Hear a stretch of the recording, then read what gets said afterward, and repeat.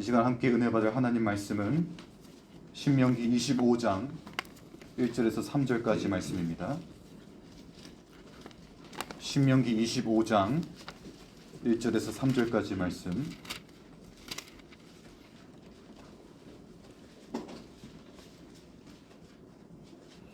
제가 받들어 읽겠습니다. 사람들 사이에 시비가 생겨 재판을 청하면 재판장은 그들을 재판하여 의인은 의롭다 하고 악인은 정죄할 것이며, 악인에게 태형이 합당하면 재판장은 그를 엎드리게 하고 그 앞에서 그의 죄를 따라 수를 맞추어 때리게 하라. 40까지는 때리려니와 그것을 넘기지는 못할지니, 만일 그것을 넘겨 매를 지나치게 때리면 내가 내 형제를 경히 여기는 것이 될까 하노라. 아멘.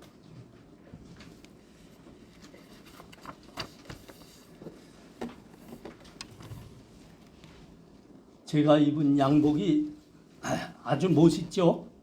네. 별로예요? 이거 아주 비싸고 뭐 아주 고급한 양복입니다. 사실은 오늘 목사님이 저한테 주신 건데, 그 목사님 체형하고 저하고 거의 똑같습니다. 근데 그 교인들이 정성을 들여서 목사님께 해드린 옷인데, 3번이나 가봉을 해서 멋지게 만든 옷입니다. 가봉이 알지요? 만들고 잘 맞는가 또 다듬고 한 걸 3번씩이나 했다 이겁니다. 그래가지고 저한테 줬어요. 그러시더라고요. 전번 주 뵀는데, 그거 3번씩이나 가봉한 진짜 좋은 옷이야, 왜 안 입지? 그러더라고요. 그래서 입었습니다. 멋있죠? 네.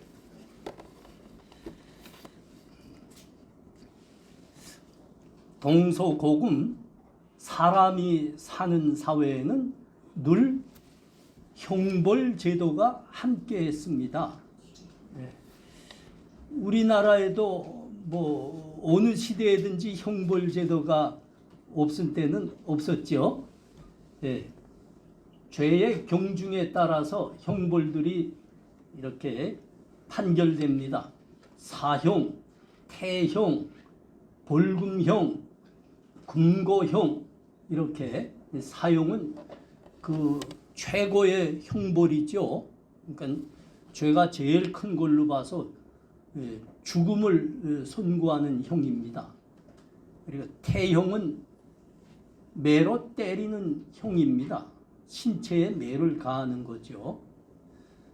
이제 벌금형은 주로 이제 민사 사건에 관해서 이제 배상을 요구하는 형이고, 이제 벌금형은 조금 민사 사건에 형사 사건에 좀 가까운 성격을 갖고 있어요. 금고형이라는 것은 사람의 신체를 감옥에 가두는 형입니다.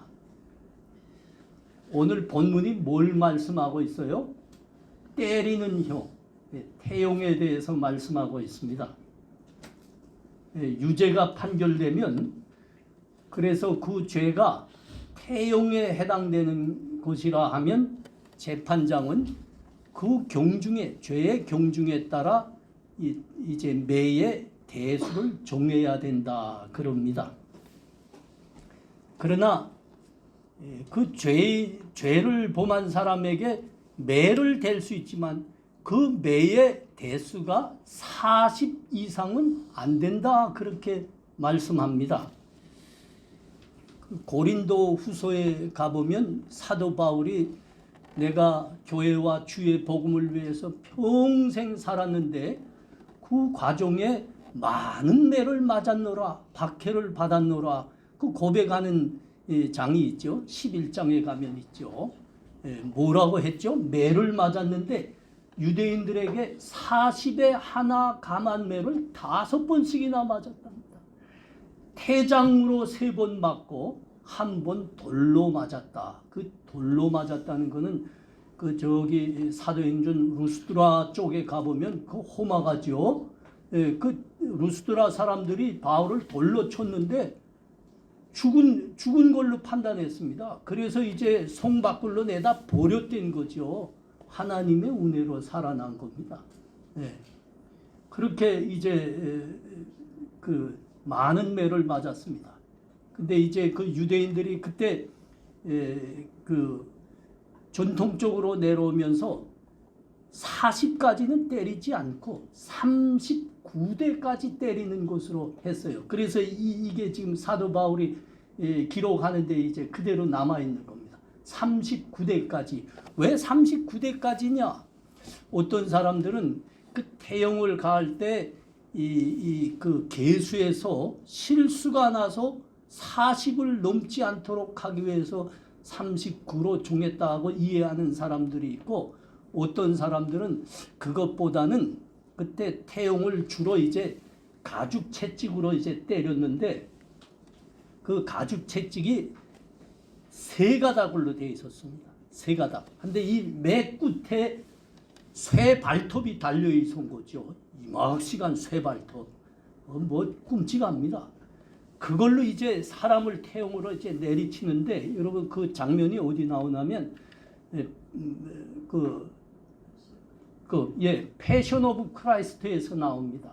그래서 로마 군병들이 예수님을 그 세 가닥 채찍으로 쇠발톱이 달리면 때리잖아요. 살점이 묻어나잖아요. 한 번 때릴 때마다.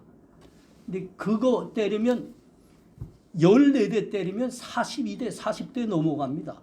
13대를 때리면 39대가 됩니다. 여기에서 39가 돼버렸다. 뭐 이렇게 이해하는 사람들도 있습니다.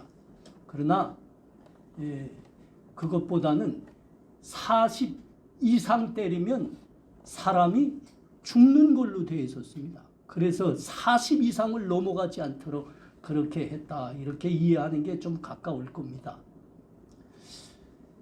그 당시 고대에 이스라엘 주변의 나라들이 이와 같이 태용을 실시 다 했는데, 그때 그 고대 법전에서 잘 보존되어 있는 중기 이제 아수르 법, 그 다음에 함무라비 법전 이런 데 보면 그대로 남아 있어요. 이방 나라들에서는 태용을 가하는 대수를 20대에서 60대까지 정했습니다. 근데 이 60대까지 맞으면 사람이 거의 살아나지 못하고 죽었습니다. 그래서 이제 40 이상은 안 된다. 하나님의 백성들에게는 40 이상 안 된다. 이렇게 이야기하고 있는 거죠. 오늘 본문은 왜 40대 이상은 되지 말아야 되는가 하는 데 대한 보다 아주 분명하고 더 그 교훈이 되는 말씀을 우리들에게 하고 있습니다. 뭐라고 되어 있죠? 40까지는 때리려니와 그것을 넘기지는 못할지니 만일 그것을 넘겨 매를 지나치게 때리면 내가 내 형제를 경히 여기는 것이 될까 하노라. 40 이상은 되지 말아야 된다. 40 이상은 못 때린다 하는 이유가 뭐라고요? 너희는 형제이기 때문이라는 겁니다. 너희는 죄를 범할 수 있습니다. 그래서 죄에 해당돼서 태용을 맞을 수도 있습니다. 그러나 그 맞는 그 죄를 범한 그 사람도 너희 형제니라 하는 겁니다. 형제에 대해서는 너희가 그럴 수 없느니라 그러는 겁니다. 그러니까 이 태용을 가하는 목적이 형벌에 있지 않습니다. 무엇에 있습니까? 그를 다시 교정하고 가르쳐서 그를 다시 살리기 위한 데 목적이 있다는 겁니다. 형제니까요. 형제니까요. 그가 죄를 범했어도 여전히 우리와 함께 한 하나님의 백성이요 한 하나님 아버지를 두고 있는 형제 자매이니라. 너희는 끝까지 함께 해야 될 관계인이라 그러는 겁니다. 하나님께서 주신 영원한 생명을 다 같이 끝까지 간직하고 하나님께 함께 영광을 돌려야 되는 믿음의 형제이기 때문에 너희가 40 이상은 안 된다 그러시는 겁니다. 싱가포르란 나라 알지요? 싱가포르 모르진 알 겁니다. 아시아에서 제일 부유한 나라입니다. 그러니까 GDP가 세계 랭킹 5위에 들어가는 나라입니다. 대단합니다. 그리고 여러모로 보나 선진국입니다. 이제 법 질서나 그들의 도덕적인 형편을 봐도 선진국이 맞습니다. 근데 싱가포르가 유명한 거는 GDP가 높은 부유한 나라라 이것 때문에 유명한 것보다는 싱가포르에는 아직 선진국이면서도 그 나라에는 아직도 때리는 태형이 있습니다. 이것 때문에 유명한 나라예요. 태형이 있습니다. 죄의 경중에 따라서 매를 때리는데 그 싱가포르에서는 최고 대수가 24대까지 되어 있습니다. 근데 이게 만만치 않아요. 이게 얼마나 가혹하고 센지 이 태형으로 2대 또는 3대만 맞으면 사람이 벌써 실신합니다. 그러면 병원에 데려가요. 병원에 데려가서 치료를 다 해줍니다. 그리고 몸이 회복되면 다시 데려다가 남은 대수를 때립니다. 이 태형을 당할 때 육체적, 정신적 그 충격이 매우 큽니다. 그래서 남자들인 경우에는 이 형을 당한 후에는 발기부전이 되는 경우가 많고요. 여자들은 평생 불임이 당할 경우가 굉장히 많습니다. 싱가포르는 세계적으로 범죄 재발률이 범죄자들의 범죄 재발률이 세계적으로 가장 낮은 나라입니다. 전문가들이 하는 말입니다. 그 이유는 태형 때문이다. 태형 때문이라 그러는 때리고 실신하면 가서 치료해주고 또 데려다가 때린다니까요. 우리나라는 참 아쉽게도 범죄자들의 범죄 재발률이 세계적으로 가장 높은 나라 중에 하나입니다. 그러니까 법이 무르다는 겁니다. 법이 무르다는 겁니다. 그러나 법이 무르다는 것보다 더 중요한 이유는 심각한 이유는 범죄자가 판결을 받고 금고형을 당해서 감옥에서 형을 다 살았습니다. 그래서 출소했습니다. 근데 범죄자가 출소했으면 살 길이 열려야지요. 형을 다 살고 이젠 무죄다. 그래서 이젠 나왔는데 살 길이 열려야지요. 그 길이 열리지 않는 겁니다. 사람들도 환영하지 않고 회사들도 받아주지 않고 어디서도 그를 받아주질 않습니다. 격리시킵니다. 먹고 살기 위해서 다시 범죄를 저지르는 길밖에는 다른 길이 없는 겁니다. 그래서 재발하는 겁니다.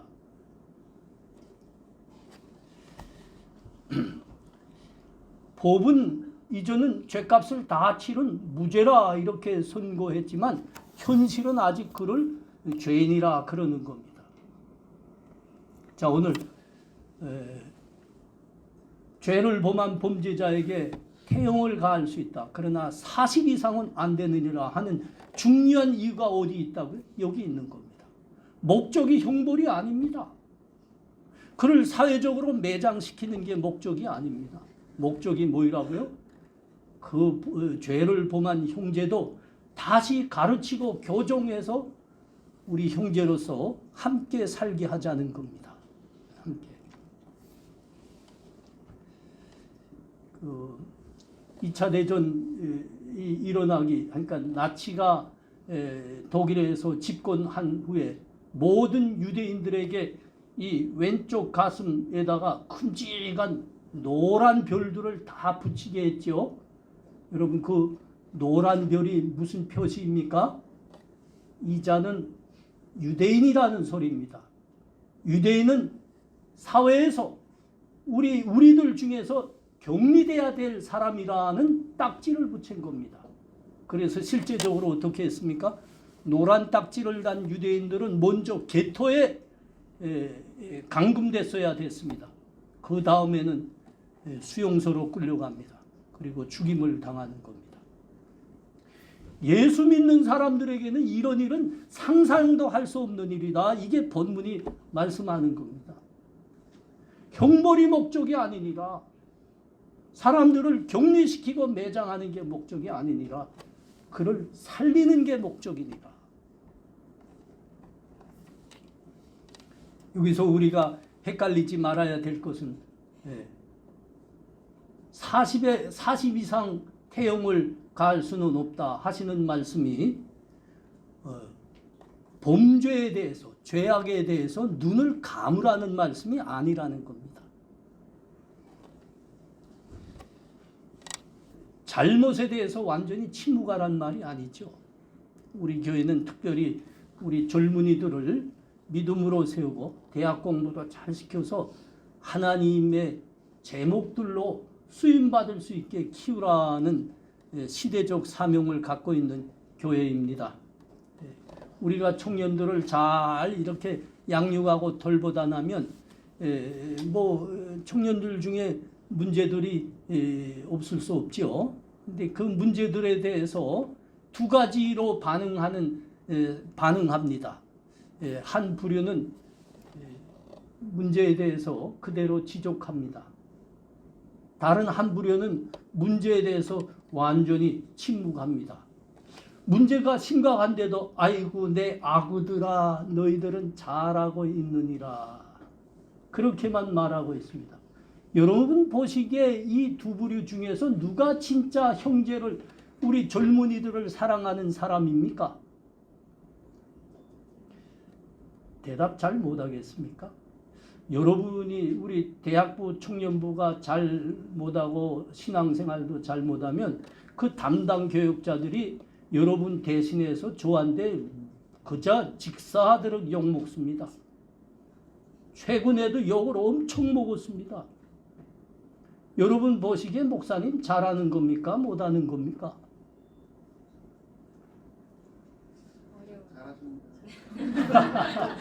원배가 신앙이 제일 좋구만. 오늘 말씀에 비춰보면 말이죠. 여러분 자녀들을 낳아 키워본 부모들은 이게 뭔지 압니다. 자기가 난 자식입니다. 자기가 난 자식이에요. 그래서 어떻게 해서든지 이 자식이 잘 되기를 바랍니다. 그런데 자식이 우리의 부모들의 마음대로 잘 자라줍니까? 공부 안 해요? 학교 안 가요? 게임만 해요? 그 공부 안 하는 애들끼리 그냥 뭉쳐가지고 그냥 돌아만 다닙니다. 속에 죄가 들어앉는다고요. 죄가 앉는다고. 그래서 채찍을 들지 않을 수가 없지요. 채찍을 두는 목적이 뭡니까? 이 쌍놈의 새끼 확 되져라 이겁니까? 아니죠. 너 잘 되라 이겁니다. 그 못된 길에서 돌아와서 학교 가고 공부하고 열심히 살아서 너 훌륭한 사람이 되거라. 부모가 그래서 매를 두는 거예요. 자식이 학교 안 가고 공부도 안 하고 못된 놈들하고 몰려다니면서 게임이나 해대고 그런데도 아이고 내 아구야 아이고 너 참 잘하느나 그렇게 하는 부모는 없습니다. 만일 그렇게 한다고 하면 그 부모 그 자식 둘 다 데려다가 DNA 검사해 보야 됩니다. 안 그렇습니까? 그건 다리 밑에서 주워왔을 확률이 매우 높기 때문입니다. 친부모는 안 그럽니다. 친부모는 안 그럽니다.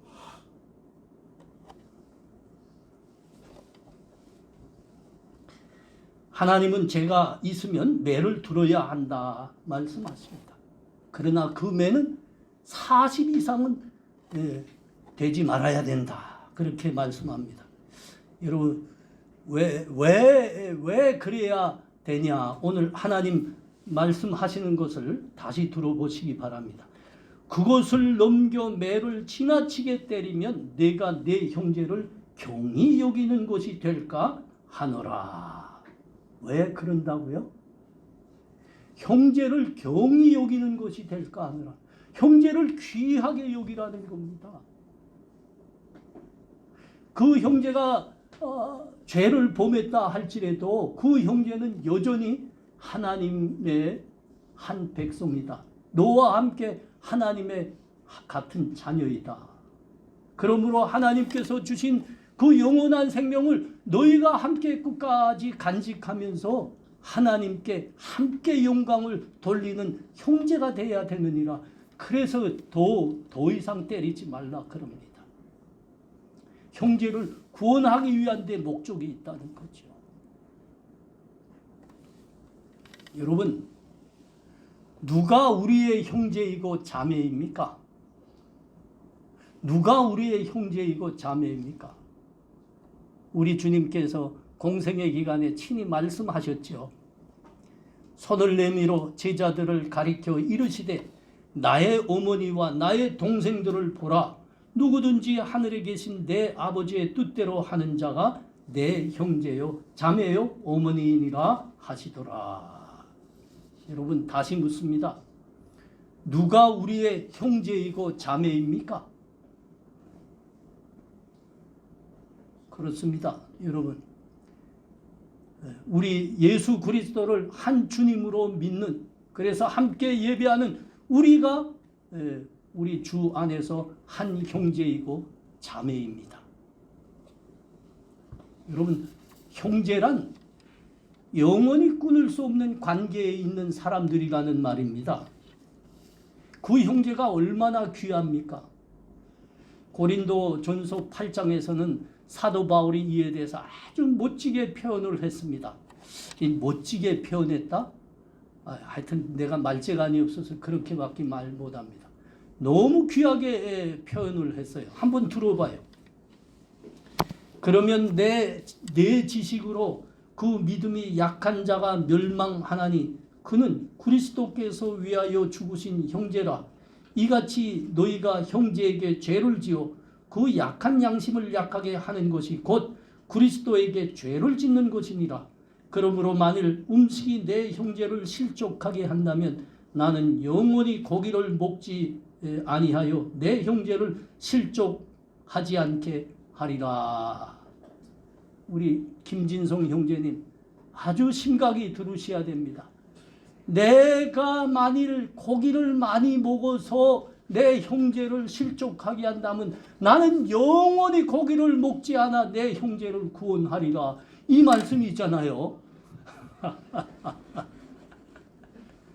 고기 좋아하는 형제님들 잘 들으셔야 됩니다.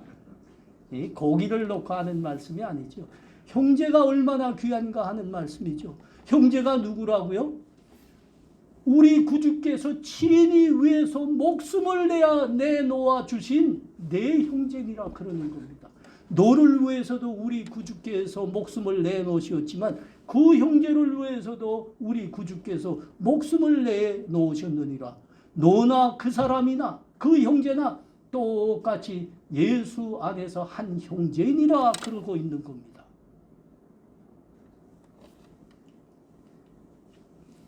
우리는 그러므로 예수 안에서 예수의 한 피 나는 우리 형제들입니다. 자매들입니다. 아버지가 하나이기 때문입니다. 하나님 한 분 아버지를 모시는, 그러므로 예수의 한 피 나는 우리 형제 자매들입니다. 여러분, 형제 자매들에게는 사랑과 그 형제와 함께 해야 되는 책임이 있는 거예요. 책임. 우리 형이라는 영화가 있어요. 우리 형. 한번 좀 보시기. 제가 이 설교들에서 소개하는 영화들은 꼭 한번 보시면 좋습니다. 우리 형이라는 영화 있는데, 고우나 미우나 우리는 끝까지 함께 살아야 되는 형제입니다. 이 주제입니다. 그 두 형제가 나오는데 그 동생 역을 원빈 씨가 했고 형 역을 이제 신하균 씨가 했어요. 어머니 역은 이제 김혜숙 씨가 했는데 아주 잘했습니다. 이 동생과 형은 그 연년생입니다. 그런데 형이 너무 병약하고 이게 심약해서 한 해 늦게 학교 다니다 나니까 동생과 한 반에서 공부하게 됐습니다. 근데 이 동생은 아주 힘이 세고 자신감이 철철 넘치는 아주 학교의 짱입니다. 쌈 1등이에요. 쌈 1등. 근데 어느 날 학교에서 야 내가 세냐 내가 세냐 진짜 그 짱들끼리 힘을 가르는 한판 붙은 거예요. 한판 붙었는데 막 싸마는데 이 동생이 깔린 겁니다. 어떻게 하다 동생이 깔려서 매를 그냥 맞고 있는데 그 옆에 그 형이 지켜보고 있었습니다. 근데 이 형이란 건 얼마나 심약한지 남을 몇 초도 이렇게 쳐다볼 수가 없어요. 그렇게 심약해요. 그런데 자기 동생이 깔려서 매 맞고 있으니까 형이 뭐 물불을 가리지 않고 달려들더라고요. 달려들더니 자기 동생을 때리는 그 친구의 다리를 그냥 물고 늘어지는 겁니다. 그러니까 돌아서서 막 때리고 주먹을 내리꽂죠. 피가 그냥 철철 터지는데도 끝까지 물고 늘어지는 겁니다. 그 사이에 동생이 일어나서 한 방 매깁니다. 나가 떨어졌죠. 목사님이 왜 이런 표현 잘하느라고요? 아직도 제가 UFC를 좋아해서 그럽니다. 나가 떨어졌어요. 그러니까 병원에 실려갔는데 상해가 좀 있었습니다. 그러니까 폭행을 당했다고 폭행을 가했다고 그 두 형제는 한 달 동안 공부 안 한 종학 처분을 받았고요. 어머니는 교무실에 끌려가서 엄청 이제 피해자 부모한테 인신 공격까지 당합니다. 그 배상도 엄청 해냅니다. 배상 다 하고 그렇게 아주 못 들을 욕 다 먹고 어머니가 아주 참 모멸감을 느끼면서 그 두 아들을 데리고 이렇게 학교에서 나오는데 한참 나오다가 돌아서서 딱 한마디 더 했어요. 얘들아, 앞으로 누군가 너희 둘 중에 하나를 또 괴롭히면 같이 달려들어 때려 죽어라. 그게 형제다. 여러분, 형제가 뭐라고요? 그렇게 하는 게 형제입니다. 그렇게 하는 게 끝까지 함께 하는 게 형제입니다. 고락을 함께 해야 되는 게 형제입니다. 이런 대사는 말이죠. 여러분 성경에까지는 좀 그렇고 성경 뒤에다가 좀 다 메모해 놓으세요. 앞으로 누군가 너희 둘 중에 하나를 또 괴롭히면 같이 달려들어 때려 죽어라. 그게 형제이다. 뒤에다 다 적어 놓으세요. 그게 형제입니다. 그게 형제예요. 끊을 수가 없습니다. 고락을 함께 해야 됩니다. 미성년이 될 때는 부모 밑에서 한 집에서 살아야 되고요. 성인이 돼서 이제 다 자기 일터로 나갔다가도 다시 돌아와야 됩니다. 시집장가 갔다가도 때가 되면 같이 모여야 됩니다. 고락을 함께 나눠야 됩니다. 죄를 짓고 감옥에 갔습니다. 다른 사람은 찾아가지 않아도 형제는 찾아가야 됩니다. 안 갈 거예요, 여러분? 내가 갇히면 안 갈 거예요? 전번에 찾아온다 했죠. 우린 형제 자매인 겁니다. 그리고 출소 후에도 세상은 받아주지 않아요. 저거 감옥 갔던 놈 출소자 안 받아줘요. 그러나 형제는 받아줘야 됩니다. 끝까지 같이 해야 됩니다.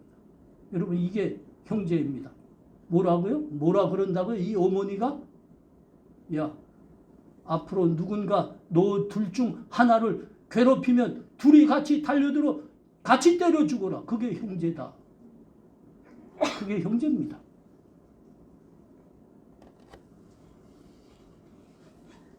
우리의 진정한 형제 자매가 누구입니까? 그렇습니다. 우리 주님께서 친히 말씀하신 것처럼 예수 그리스도를 구주로 믿고 하나님을 아버지로 모신 우리 하나님 예배하기 위해서 이렇게 교회에 모인 우리가 형제 자매입니다. 여러분, 독고은 목사님과 임장기 목사님은 저의 형님인 겁니다. 저에게는 누님이 없습니다. 우리 최문자 권사님이 나에겐 누님이 있죠. 큰 누님. 장병구 선생님은 저에게 큰 형님이시고요. 우리 관계는 다 그런 겁니다. 큰 형님. 고향에 가면 저에게 남동생 없습니다. 나에게 남동생은 누굽니까? 우리 기진호 집사님. 최병훈 집사님 동생입니다. 동생 맞죠, 우리? 동생입니다. 그렇습니다. 근데 누이 동생들도 있습니다. 이 자리에는. 이게 제가 행복한 겁니다, 여러분. 예수 믿게 돼서 제가 행복한 겁니다. 나에게는 많은 믿음의 안에서 한피나는 형제 자매들이 있다. 그리고 또 있습니다. 우리 교회는 복음과 믿음으로 나온 사랑하는 아들, 딸들이 있습니다. 여러분, 여기 모인 우리 미남 미녀들, 이 젊은이들이 제가 믿음 안에서 복음으로 믿음으로 나온 저의 아들들이고 딸들입니다. 안 그렇습니까, 여러분? 내가 감옥 가면 안 찾아올 거예요. 그래도 우리 영국 형제 안 올 거예요? 올 거지. 영치금도 가지고. 그게 형제입니다. 이게 형제입니다. 끊을 수가 없어요. 우리는 세상 피가 아닙니다. 우리는 예수 안에서 예수 그리스도의 거룩한 한 피를 나는 형제 자매들입니다. 우리의 아버지는 하늘에 계신 한 하나님이십니다. 우리는 거룩한 형제들입니다. 자매들입니다. 그래서 앞으로 여러분 중에 누군가가 여러분 중에 누구를 괴롭히면 우리는 다 같이 몰려가서 때려줘야 됩니다.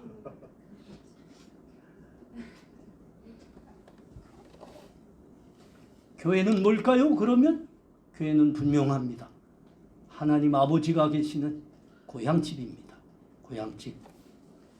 특별히 우리 교회는 고향을 떠나 사는 외로운 젊은이들이 많은데 여러분, 이 교회가 여러분들의 고향집입니다. 고향집. 여러분, 고향집의 특징은 뭘까요? 어디 갔다가도 돌아오고 싶은 데가 고향집입니다. 어디 갔다가도. 자꾸 생각나는 것이 여러분 고향집입니다.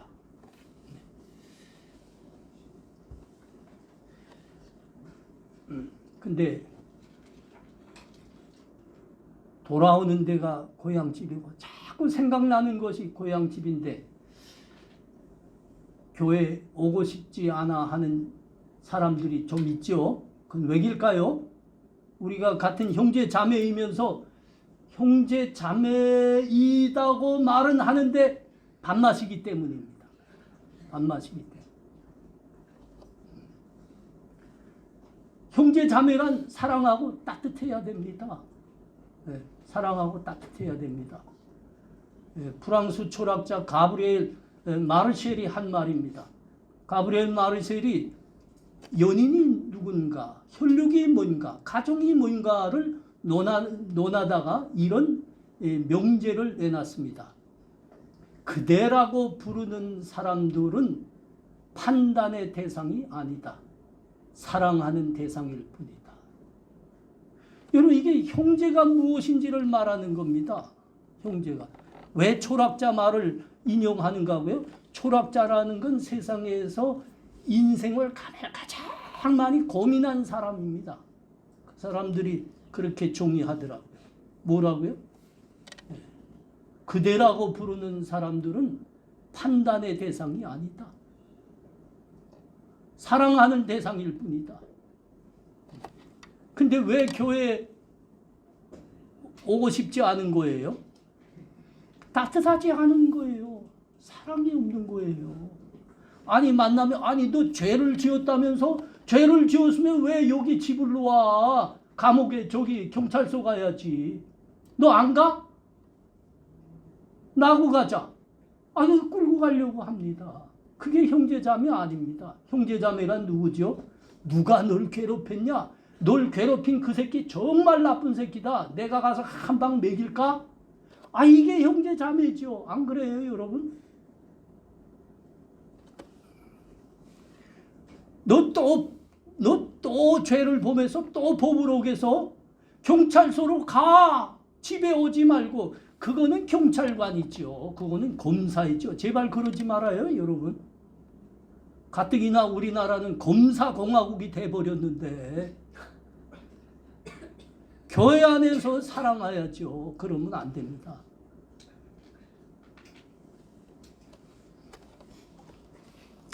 우리 교회가 어떤 사역을 귀한 의미 있는 일을 하자고 교회 회의를 이렇게 열곤 하지요. 근데 회의할 때마다 아슬아슬하면 안 됩니다. 아슬아슬하면.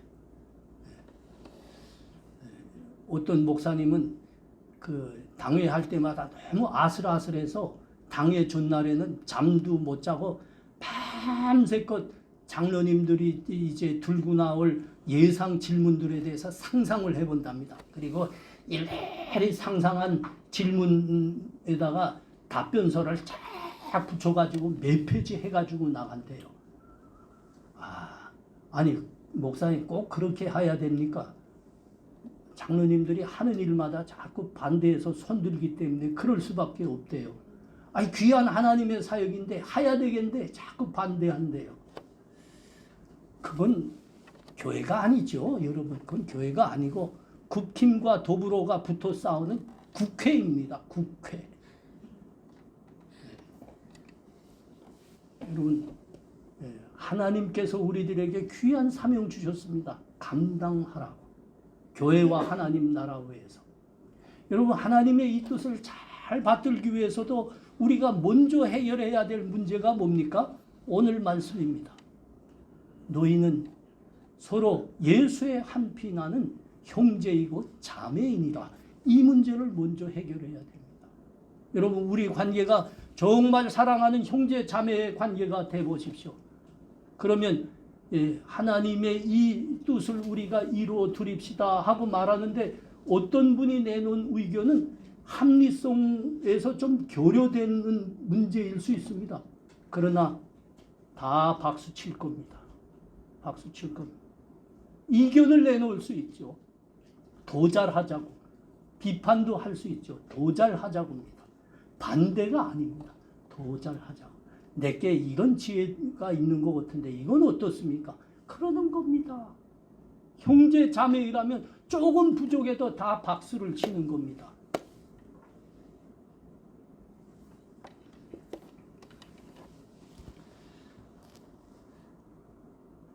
우리 특별히 젊은이들 관에는 말이죠.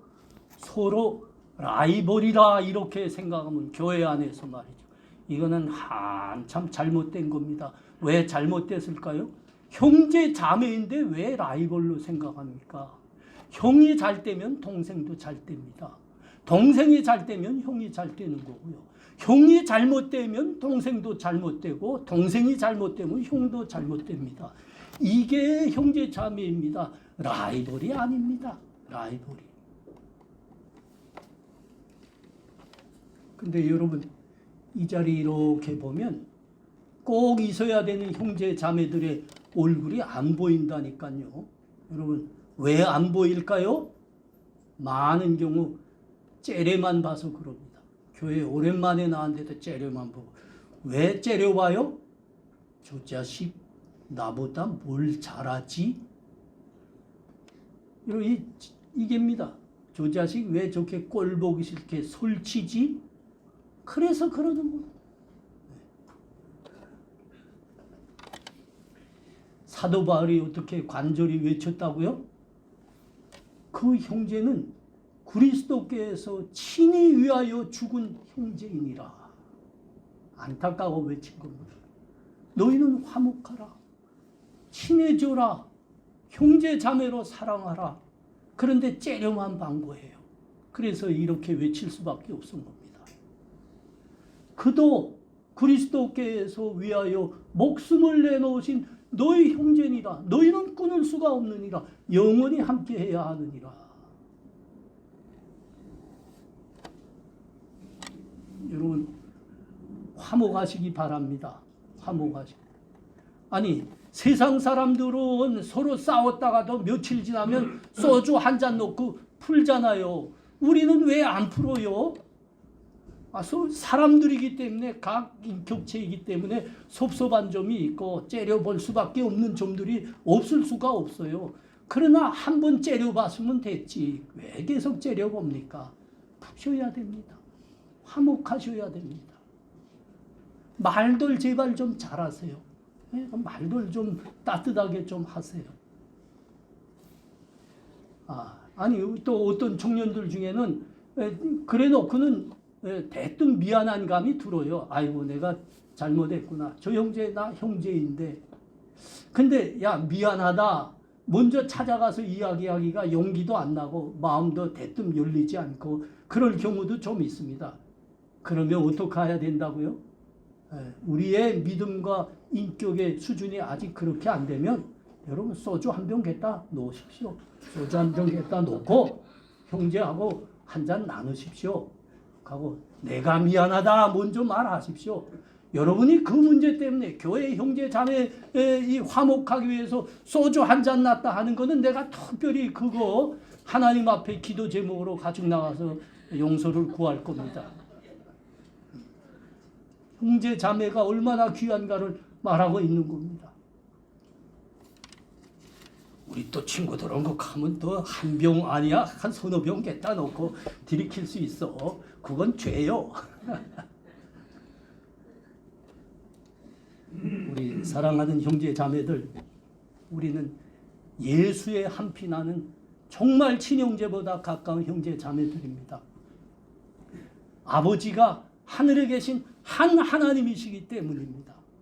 우리는 예수 그리스도 한 분 구주를 믿는 것 때문에 구원받아서 함께하는 형제 자매들이라니까요. 화목하시기 바랍니다. 따뜻이 대하시기를 바랍니다. 서로 사랑하시기를 바랍니다. 형제의 아픔이 있을 수 있습니다. 함께 나누셔야 되고 형제의 발을 씻어주는 사람이 되어야 되고 그 교회에서 하는 세족식 그 의식 그 의식적으로 그런 거 하라는 말은 좀 그래요.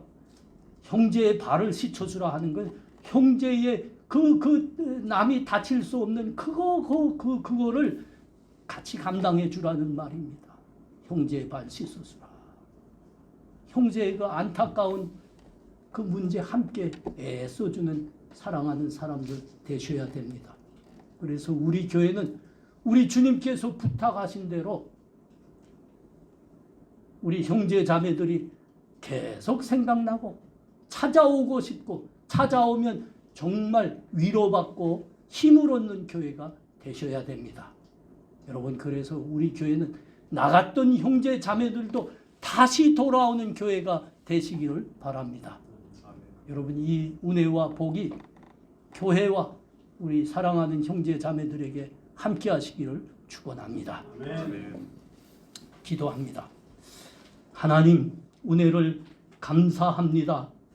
아버지 죄를 범한 사람에게 매를 둘 수 있다 했습니다.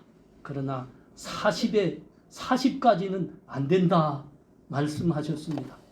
그가 내 형제이니 너희가 형제를 경히 여기는 것이 될까? 하나님께서 그리 명하신다 하십니다.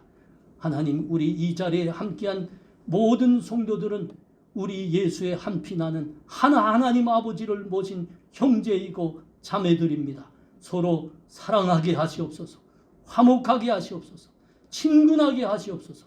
그래서 이 하나님 아버지의 집 교회에서 힘을 얻고 세상에 나가 세상에 주의 복음을 전하며 하나님의 사람들로 당당하게 살아나가는 우리 교회 되게 하여 주시옵소서.